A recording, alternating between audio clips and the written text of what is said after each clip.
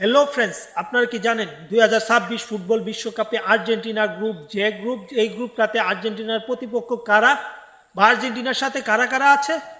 যদি না জেনে থাকেন তাহলে মূলত এই ভিডিওটা আপনার জন্য।